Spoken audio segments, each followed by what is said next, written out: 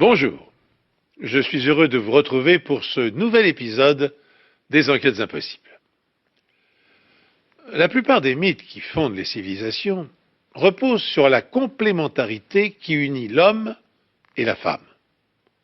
Moitié indissociable d'un tout, les pôles masculin et féminin s'harmonisent non seulement pour perpétuer l'espèce, mais à l'image du yin et du yang, ils permettent d'appréhender le monde dans sa diversité et dans ses richesses.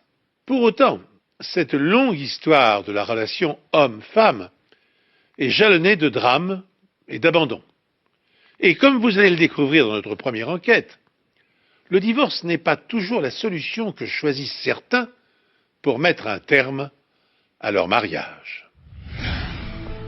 C'est une fraîche matinée de septembre dans la ville d'Owego, dans le nord de l'État de New York. Comme tous les jours, Cal Harris aide ses deux enfants à se préparer pour l'école avant de partir travailler. Harris possède plusieurs concessions automobiles en ville. Ce matin-là, il constate que sa femme, qui est serveuse, n'est pas rentrée de son travail la veille. En fait, cela n'a rien d'étonnant car le couple est sur le point de divorcer. Cal et son épouse mènent déjà des vies séparées. Elle restait uniquement pour les enfants et dormait sur le canapé du salon. Harris déclare à la police que sa femme sort parfois après le travail, mais que passer toute la nuit dehors sans prévenir n'est pas dans ses habitudes. Michelle rentrait à chaque fois. Elle voulait voir ses enfants avant qu'ils ne partent à l'école. C'est pour ça que nous étions très inquiets. La voiture de Michelle est retrouvée à 500 mètres de son immense propriété, sur un chemin. Les clés sont toujours sur le contact. À ce stade, rien n'indique qu'un meurtre a été commis. Il a pensé qu'elle avait rencontré quelqu'un sur ce chemin et qu'ils étaient partis prendre un verre en laissant la voiture. Elle serait partie avec cette personne et ne serait toujours pas revenue. Nous n'avons relevé aucune trace de sang, aucun dégât causé au véhicule. La police ne trouve pas non plus d'éléments suspects à l'intérieur de la maison. Nous avons regardé dans chaque recoin de chaque pièce de la maison. Rien ne nous a semblé étrange. Policiers, brigades cynophiles et plongeurs parcourent l'immense propriété d'une centaine d'hectares des Harris. Il y avait plusieurs puits abandonnés. Nous avons installé une caméra sous-marine pour explorer les puits et parallèlement, nous menions des recherches dans les bois. Il y avait des hélicoptères, des plongeurs dans le lac, mais rien. Pas de vêtements, de traces de sang, d'os, rien du tout. Ils n'ont trouvé aucune trace d'elle à l'extérieur de la maison. La police essaie de reconstituer l'emploi du temps de Michelle la veille de sa disparition. Michelle était serveuse dans un restaurant de la ville. D'après ses collègues, elle est partie à la fin de son service, soit à 21h. Mais elle n'est pas partie seule. Elle était accompagnée par l'un des cuisiniers, Michael Hakes. Les enquêteurs ont interrogé M. Hakes. Il a déclaré avoir quitté Michelle Harris sur le parking et que c'était la dernière fois qu'il l'avait vue. Les vidéos de surveillance du restaurant ne peuvent pas confirmer sa version des faits. Mais Hakes a un solide alibi. Il a déclaré s'être rendu chez sa petite amie après avoir quitté le restaurant. Nous l'avons interrogé pour savoir si M. Hakes lui avait demandé de lui fournir un alibi et de mentir à la police. Elle a répondu qu'il était bien venu chez elle ce soir-là après son travail et qu'il y avait passé la nuit. La petite amie de Hakes déclare qu'il l'a rejointe à 21h45. Mais en quittant le restaurant à 21h et sachant que son ami vit à 15 minutes de là, il y a un vide d'une demi-heure dans son emploi du temps. L'enquête est approfondie et fait ressurgir un fait capital. Michael Hakes a été accusé de viol et tentative de meurtre en Arizona où il a purgé une peine de 10 ans à la prison d'État. Il avait été libéré depuis 1 an au moment des faits. Les employeurs de Michael Hakes, tout comme Michelle Harris, ignoraient qu'il avait ce passé de délinquant sexuel. Je ne sais pas si Michelle avait connaissance de son passé, mais à ce moment-là, nous avons eu l'intime conviction que quelque chose de grave s'était produit. La police n'a aucune piste concernant la disparition de Michelle Harris. Tout ce que savent les enquêteurs, c'est qu'elle n'est pas rentrée chez elle ce soir-là et que sa voiture a été retrouvée abandonnée à 500 mètres de sa maison. Michelle a quitté le restaurant avec l'un de ses collègues, Michael Higgs. L'homme a déjà été condamné pour crime sexuel, mais son entourage l'ignorait. On se dit qu'il a purgé sa peine, payé pour ses crimes, et qu'il essaie d'avoir une nouvelle vie. Mais on se dit aussi que s'il l'a fait une fois, il peut recommencer. Michelle Harris a disparu de façon inexplicable. Sa voiture a été retrouvée à 500 mètres de son domicile et aucun indice n'indique que Michelle ait été enlevée ou agressée. Pour autant, une information inquiétante vient peser sur le déroulement de l'enquête. Michael Higgs, l'un des cuisiniers du restaurant dans lequel Michelle est serveuse, a purgé dans le passé une peine de 10 ans de prison pour crime sexuel. Mais rien ne laisse penser naturellement qu'il ait pu récidiver. Avant de bâtir des hypothèses et dresser une première liste de suspects potentiels, les policiers procèdent à une inspection minutieuse de la voiture abandonnée. Et ce qu'ils découvrent les rend perplexes. En examinant le véhicule de Michelle, la police scientifique relève des empreintes sur la portière côté conducteur. Elles appartiennent à 2 personnes. C'est bien sûr un indice primordial dans ce genre d'affaires. Mais ces empreintes ne correspondent pas à celles de Michael Higgs.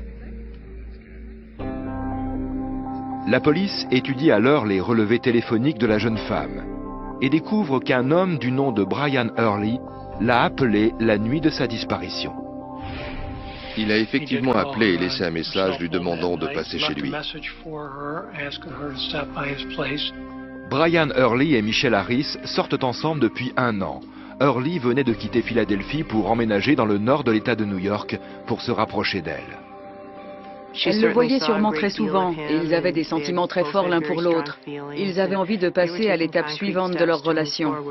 Lorsque la police interroge Brian, il reconnaît avoir vu Michelle la nuit de sa disparition en ajoutant qu'elle a quitté son appartement à 23 heures. Il a dit l'avoir accompagnée à sa voiture et embrassée avant qu'elle ne reparte. C'est la dernière fois qu'il l'a vue. En recoupant les déclarations, ce serait la dernière fois qu'elle aurait été vue vivante. Et ce sont les empreintes de Brian Hurley que la police identifie sur la portière de la voiture de Michelle. Mais Hurley défend sa version des faits en expliquant qu'il s'est penché par la vitre pour embrasser Michelle. Et il insiste sur le fait que la scène s'est déroulée sur son parking. Bien que Brian ait été le dernier à voir Michelle en vie, la police a aussi des raisons de soupçonner son mari au comportement étrange d'être impliqué dans sa disparition. Les Harris étaient sur le point de divorcer, et cela allait coûter très très cher à Cal Harris. Harris possédait 6 concessions automobiles et ses affaires marchaient bien.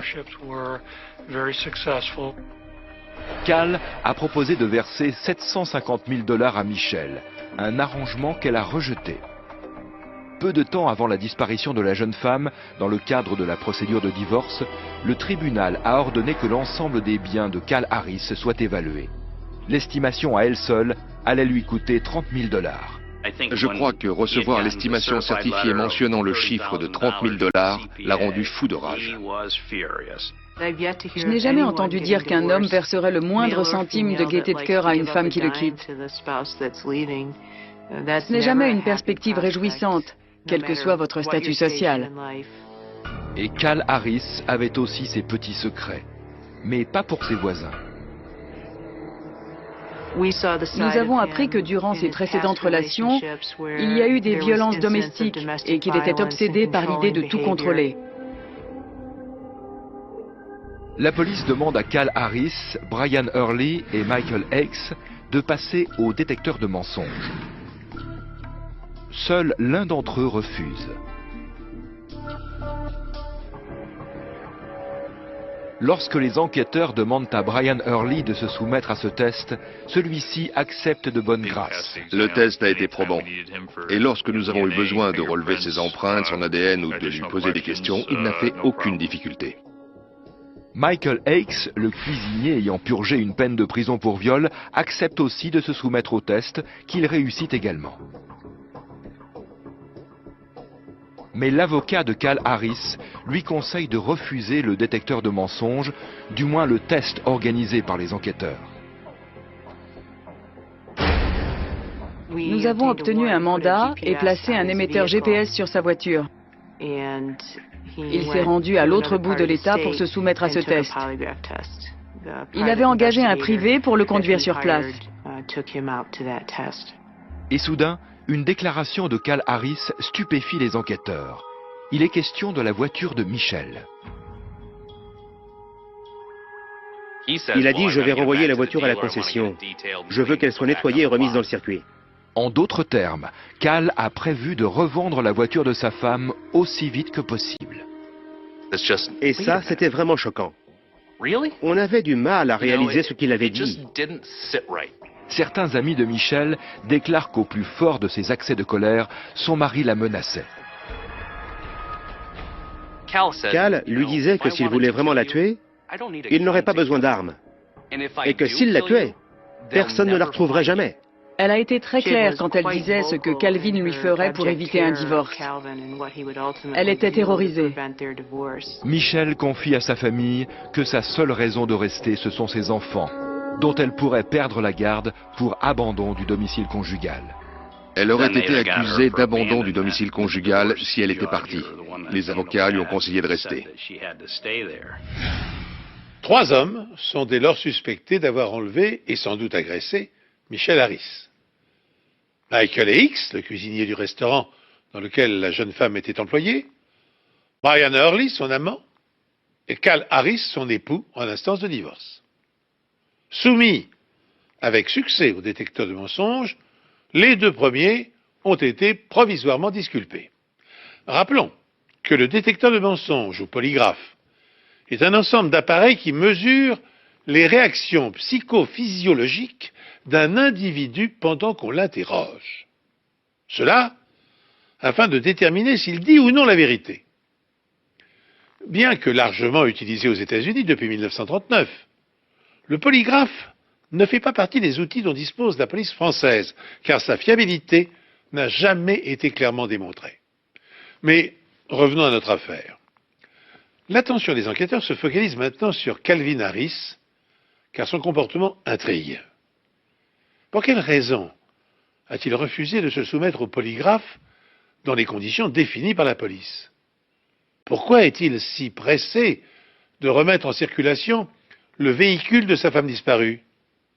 Cherche-t-il à faire disparaître d'éventuels indices? Car des 3 suspects, il est le seul à posséder un mobile criminel. En effet, une fois son divorce prononcé, il n'ignore pas qu'il sera condamné à rétrocéder la moitié de sa fortune à son ex-épouse.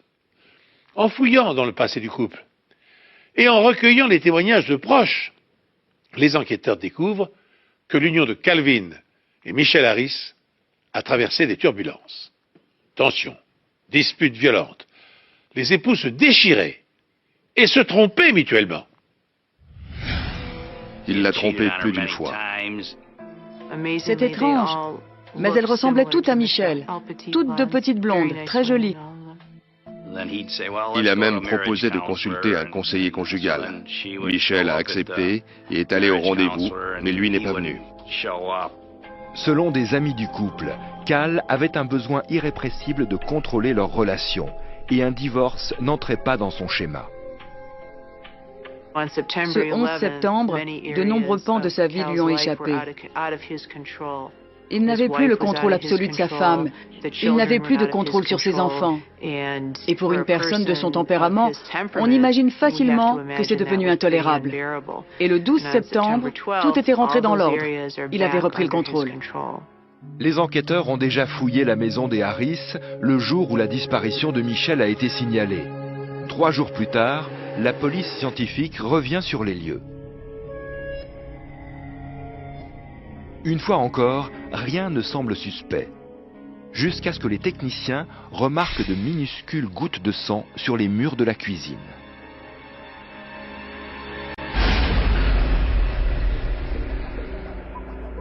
Les gouttes de sang faisaient environ 1 millimètre. Il y avait une projection sur le chambranle de la porte qui avait une forme de U et pas de sang à l'intérieur. Ces projections en forme de U se constituent lorsque de l'eau est mélangée au sang, ce qui explique que le contour de la tache de sang sèche plus vite. Cela indique que la scène a peut-être été nettoyée. La taille des taches de sang toujours visibles en dit bien davantage. Le sang a été projeté à une vitesse moyenne, car la victime a été frappée plus d'une fois avec une violence extrême. Lorsque la mort est due à des coups violents, on peut observer des taches ou des éclaboussures de sang projetées à une vitesse moyenne. La police retrouve encore davantage de sang sur un tapis se trouvant dans le couloir donnant sur la cuisine. Steve Anderson a relevé 78 ou 80 taches de sang. La plupart faisaient 1 millimètre ou un peu moins.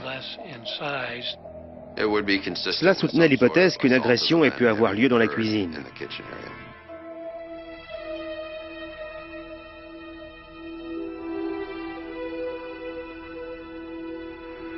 On avait des informations sur la force avec laquelle ce sang avait été projeté et de quel côté il venait.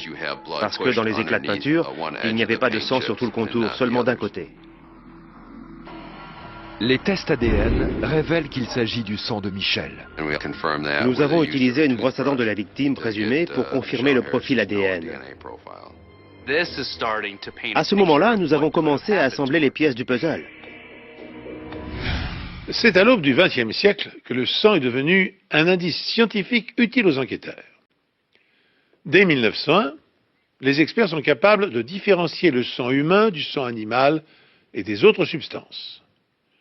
Une quarantaine d'années plus tard, on distingue 4 groupes sanguins différents et autant de facteurs rhésus.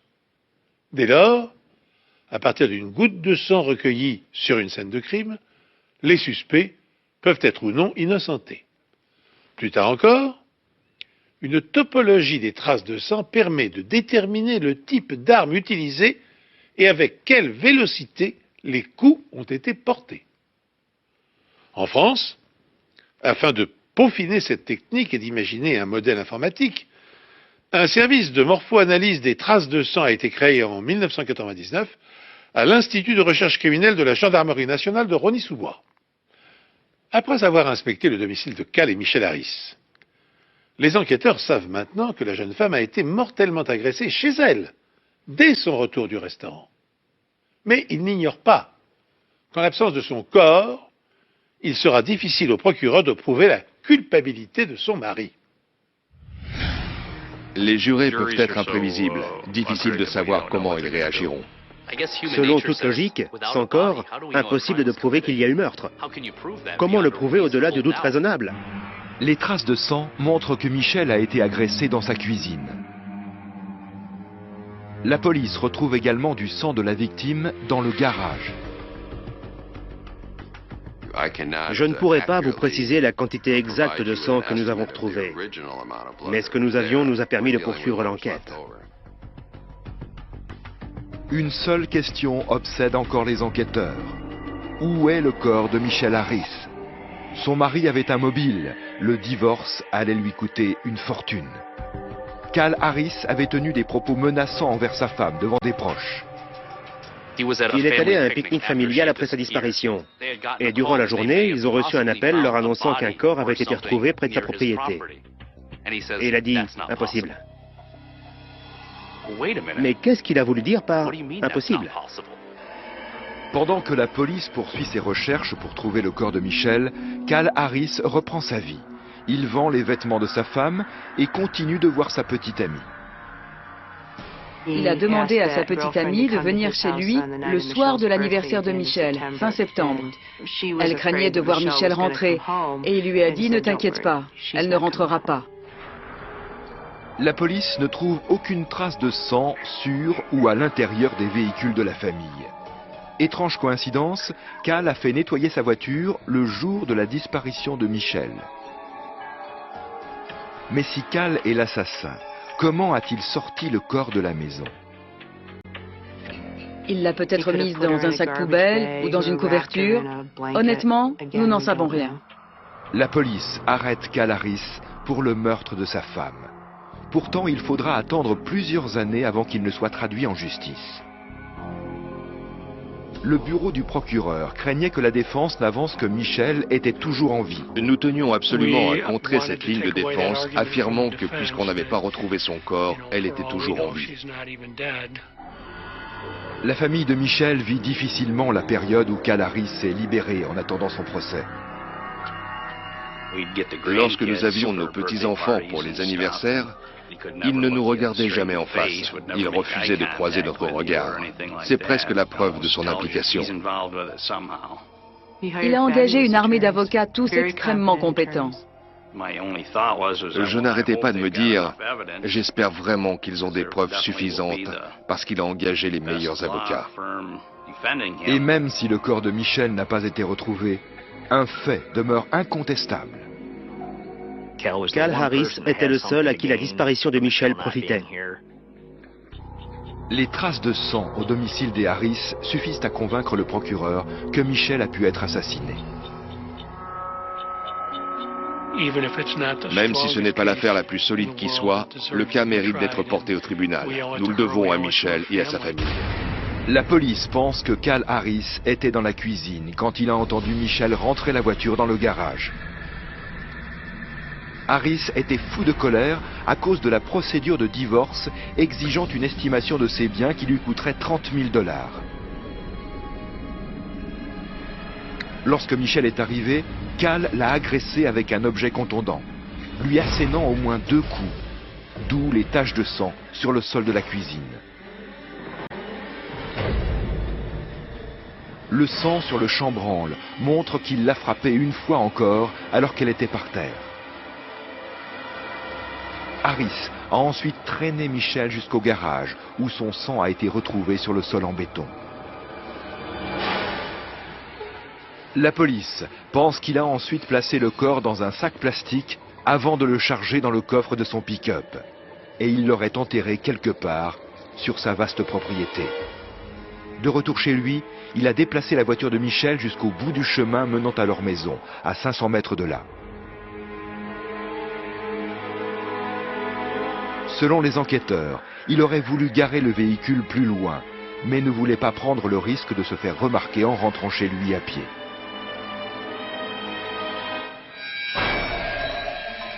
Puis il a entrepris de nettoyer la cuisine, mais il lui était impossible d'effacer toutes les traces de sang.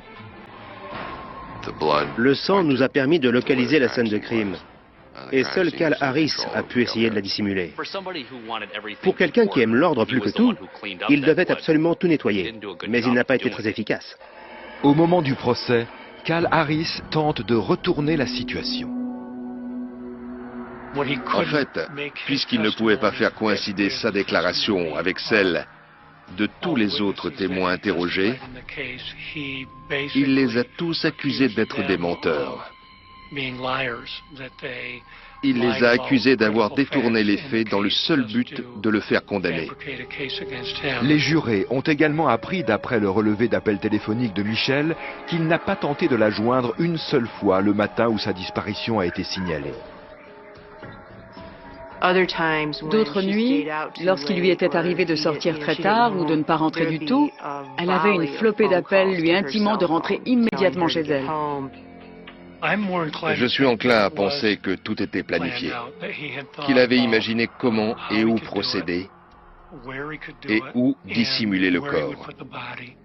Cal Harris est accusé de meurtre avec préméditation et condamné à 25 ans de prison.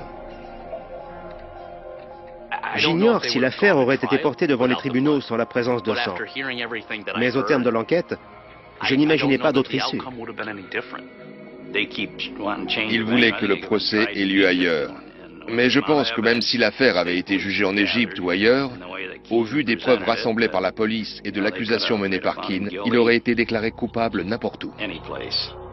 Malheureusement, le corps de Michelle n'a toujours pas été retrouvé.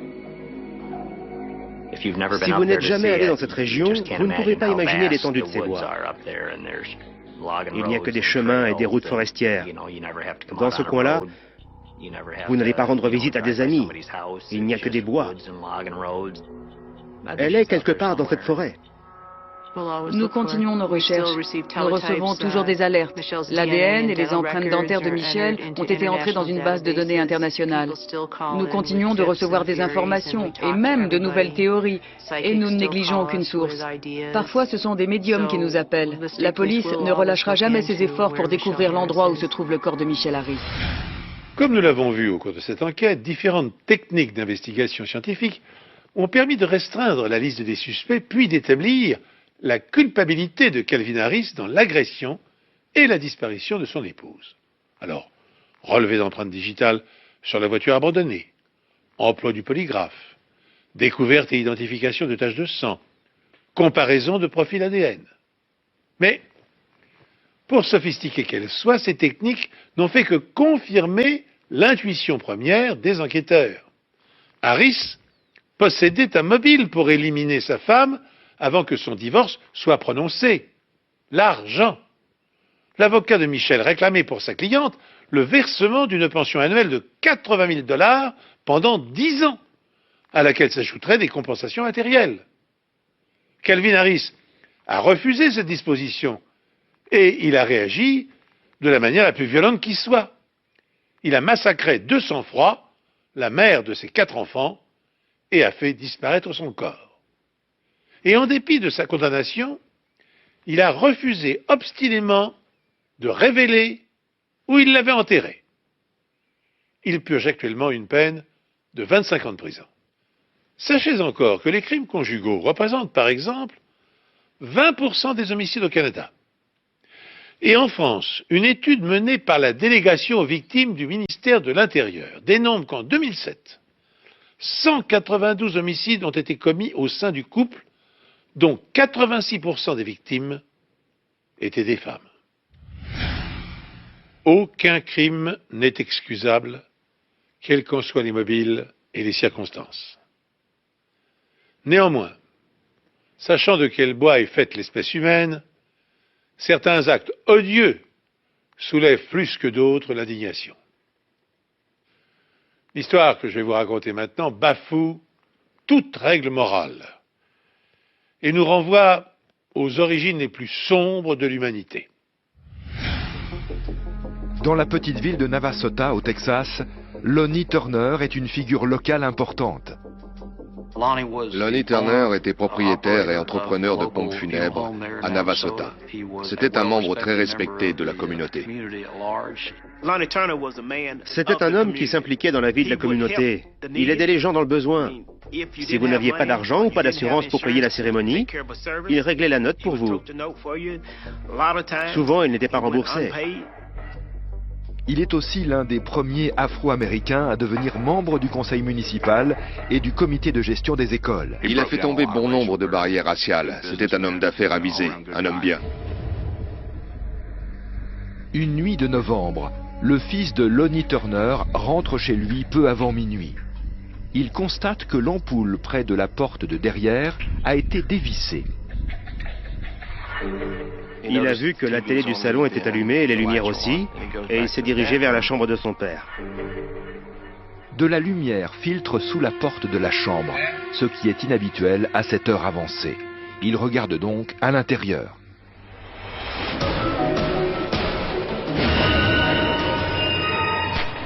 Il a vu ce qui semblait être du sang sur le mur et son père gisait par terre, entre le lit et le mur. Il a paniqué et il a couru dans sa chambre. Il a pris son arme qui était sous le matelas. Ensuite, il se rue dehors et appelle la police.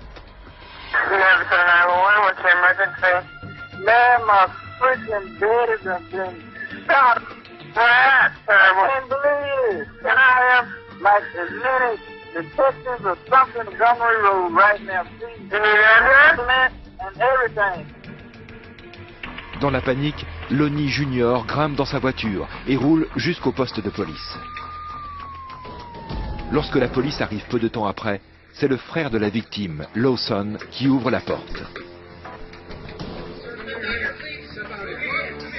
Lawson explique qu'il vient d'arriver et qu'il n'a vu ni son frère ni son neveu.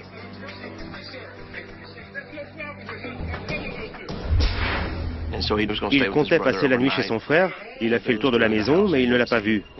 Il pensait que son frère avait dû être appelé pour un décès. Il s'apprêtait à aller se coucher parce qu'il devait se lever tôt le lendemain matin. Ils l'ont fait sortir et l'ont traité comme s'il pouvait être le tueur. Les policiers découvrent Lonnie Turner sur le sol de sa chambre. Il a reçu 2 balles à bout portant. Ils retrouvent les douilles d'un 9 mm. Dans la voiture de police, les officiers apprennent à Lawson que son frère a été tué. Oh, this is unbelievable.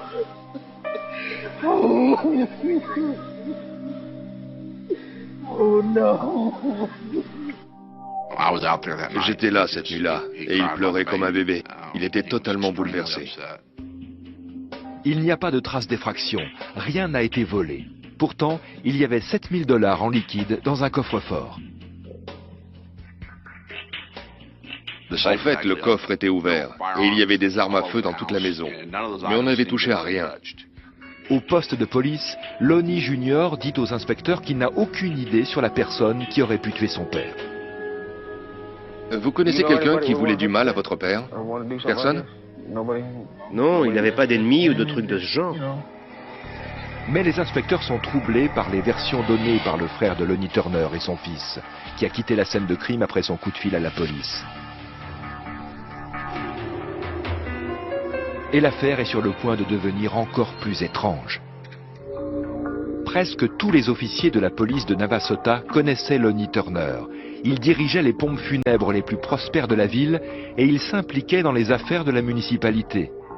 On a tous passé du temps aux pompes funèbres. On le respectait et on respectait le fait qu'il n'était pas seulement un ami, mais aussi un personnage important et un modèle à suivre. La scène de crime indique que Lonnie Turner était dans son lit et qu'il s'est réveillé. En voyant qu'il était menacé, il a cherché à se protéger avec son bras. La première balle se loge dans son avant-bras. Quand l'assassin a tiré, il a roulé vers la gauche et il est tombé du lit. Le second coup de feu le touche en pleine poitrine. On s'est intéressé à ceux qui le connaissaient ou qui auraient voulu le tuer. Les innombrables séries télévisées nous ont rendu familières l'analyse d'une scène de crime par les experts de la police scientifique.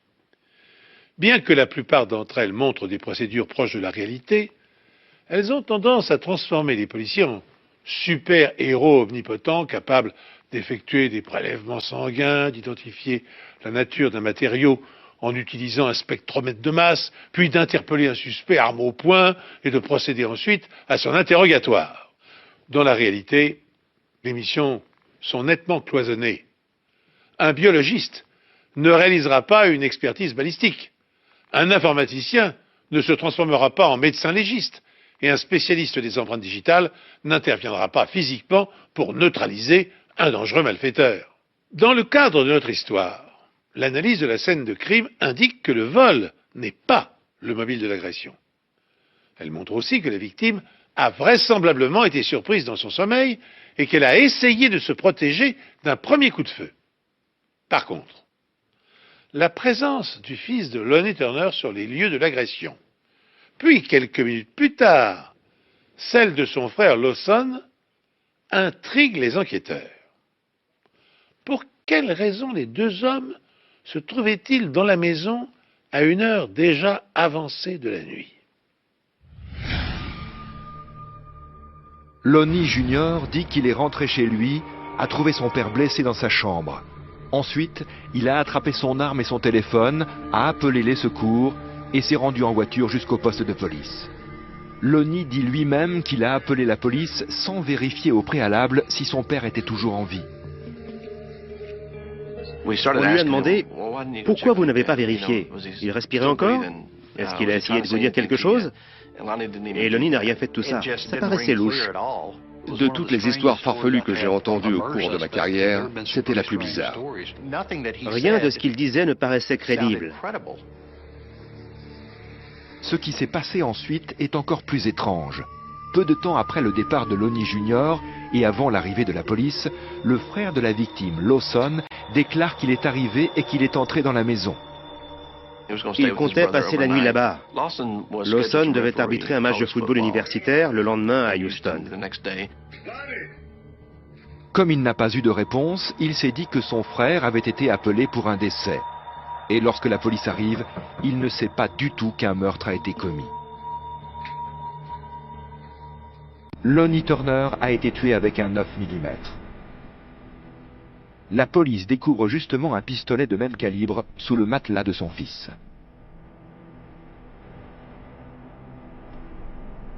Des balles tirées avec ce revolver sont comparées à celles retrouvées dans le corps de Lonnie Turner. J'ai pu déterminer que les balles prélevées lors de l'autopsie avaient été tirées avec ce pistolet Taurus. Et ce sont les empreintes de Lonnie Jr. qui se trouvent sur l'arme. Interrogé, Lonnie Jr. dit à la police qu'il n'est pas étonné que son arme ait été utilisée pour tuer son père, parce qu'elle lui a été volée 2 semaines plus tôt. On a trouvé ça étrange. Il n'a pas déclaré le vol à la police, et tout d'un coup, l'arme réapparaît sous son matelas. La police procède à un relevé de résidus de poudre sur le frère et sur le fils de la victime. L'analyse est négative pour Lawson, qui passe aussi au détecteur de mensonges. Il n'avait pas de mobile. Il n'avait pas vraiment de raison de tuer son frère.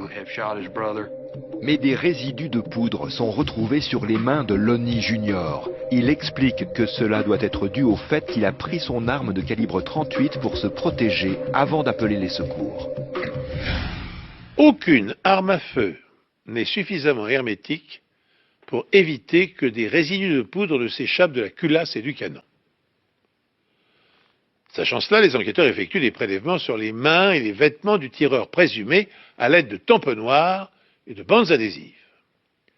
Les échantillons sont ensuite analysés au microscope à balayage électronique ou à l'aide d'un spectrophotomètre à absorption nucléaire.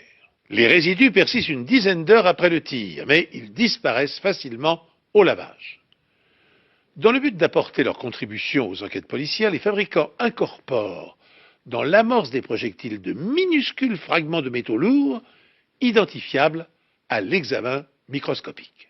Dans notre affaire, le test de résidus de poudre réalisé sur Lonnie Turner Jr., le fils de la victime, se révèle positif.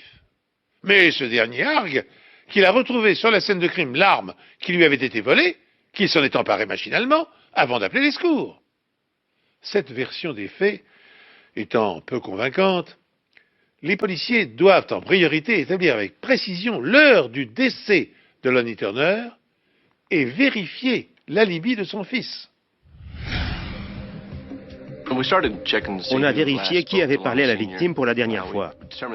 On a découvert qu'il avait discuté avec une amie vers 21h15. Et lorsque Lawson essaie de joindre son frère vers 22h, celui-ci ne répond pas au téléphone. Donc il est mort entre 21h15 et 22h. Lonnie Jr. affirme qu'il a un alibi pour toute la soirée. Il déclare qu'il était au restaurant avec sa petite amie et qu'ensuite ils sont allés chez elle. Sa présence a été confirmée au restaurant et au